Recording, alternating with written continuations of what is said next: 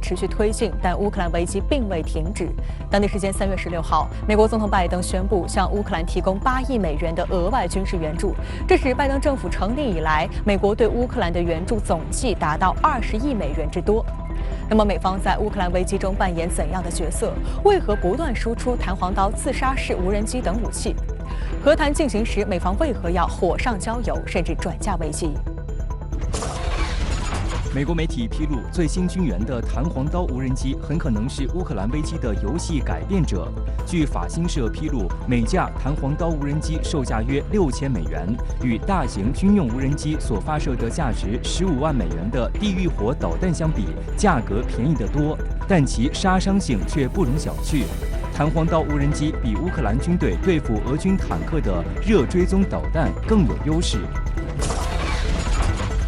为改变大型无人机需要远程基站控制的局面，单兵无人机成为近年来军用无人机发展的一大趋势。它可以伴随地面部队作战，及时打击超视距目标。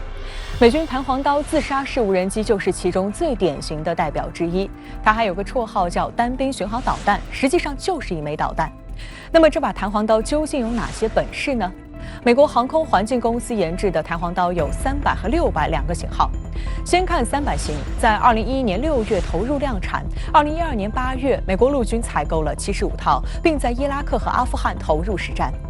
据美军公开数据，弹簧刀300全长径360毫米，重2.5千克。 它有前后2对折叠机翼，以电动马达驱动尾部的螺旋桨，最大飞行速度每秒37.5米，巡航速度每秒19.7米，最长续航时间10分钟，最大射程20千米，命中精度可控制在1米内。步兵一个背包就能装下弹簧刀无人机和其一次性发射器。 由于采用了独特的 GPS 加光电复合制导方式，弹簧刀发射后，基载高分辨率彩色光学和红外摄像机可以传回实时目标图像。步兵通过 PSP 大小的掌上控制器锁定目标，弹簧刀就会收回机翼，以俯冲方式高速撞向目标，并引爆机载高爆弹头，威力与一枚40毫米榴弹相当，与其同归于尽。 步兵可通过控制器全程观察，如果情况有变，还能遥控无人机终止攻击，复飞后再次攻击。因此，弹簧刀无人机最值得说到的本领其实是3个关键词：单兵携载、自杀式攻击、远程智能打击。 由于弹簧刀300在阿富汗的实战中曾大获成功，所以仅在2016年1月，美军就在阿富汗装备了4000多架弹簧刀。为了加大弹簧刀的航程和威力，航空环境公司前年宣布研制成功了更大、更快、更强的弹簧刀600。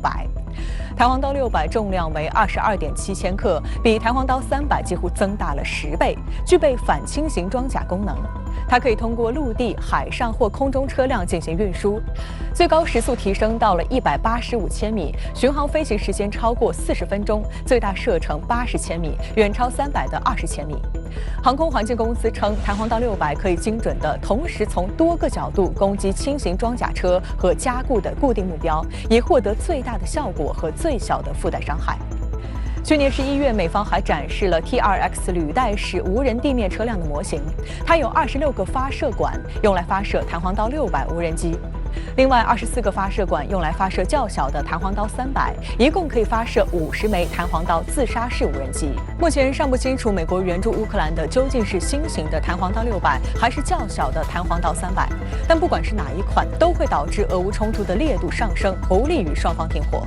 有观察还指出，美国这次援助乌克兰的是100套弹簧刀无人机战术系统，重点词是系统。用来攻击陆空目标的一架架无人机，不过是这套系统的一枚枚子弹，可以随时添加，也可以单兵操作。利用弹簧刀无人机攻击敌方重点目标，包括高级军官和防空系统等优先目标，其威胁不可小觑。